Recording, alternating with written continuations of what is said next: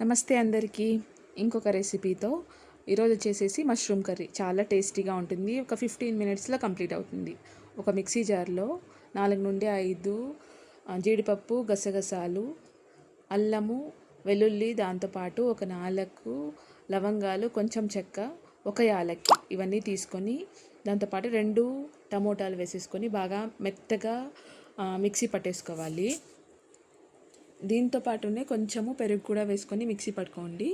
దీంట్లో ఇప్పుడు మీ కారంకి తగ్గట్టుగా 1.5 స్పూన్ దగ్గర నుండి 2 స్పూన్స్ వచ్చేసి కారపొడి, 1 స్పూన్ పసుపు, 1.5 స్పూన్ ధనియా పొడి ఇది అంటే మిక్సీ పట్టేసేసుకొని పక్కన రెడీ చేసి పెట్టుకోండి. దాంతోపాటు సన్నగా కట్ చేసుకున్న ఆనియన్స్ కూడా పక్కన తీసుకోండి.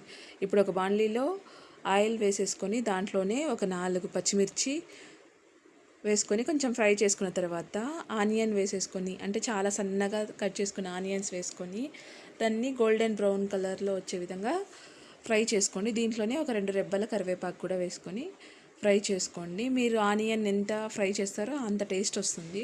దీంట్లోనే ఇప్పుడు వచ్చేసేసి మష్రూమ్ కూడా వేసేసుకొని బాగా ఫ్రై చేసుకోండి. అంటే నీళ్ళంతా ఇమిరిపోయే విధంగా ఫ్రై చేసుకోండి. అప్పుడే టేస్ట్ వస్తుంది ఇది.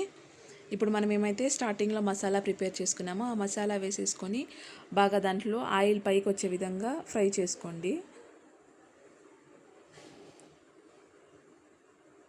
అంటే ఇప్పుడే ఆ మష్రూమ్కి అంతా ఆ గ్రేవీ పట్టుకుంటుంది. ఇప్పుడు కొద్దిగా అంటే రుచికి సరిపడా ఉప్పు వేసేసుకొని కొంచెం మిక్సీ అంటే బాగా కలుపుకోండి. ఇప్పుడు మీ గ్రేవీకి తగ్గట్టుగా సరిపడే నీళ్ళు వేసుకొని ఒక 10 మినిట్స్ వదిలేసినారు అని అంటే గ్రేవీ రెడీ అయిపోతుంది. చాలా టేస్టీగా ఉంటుంది.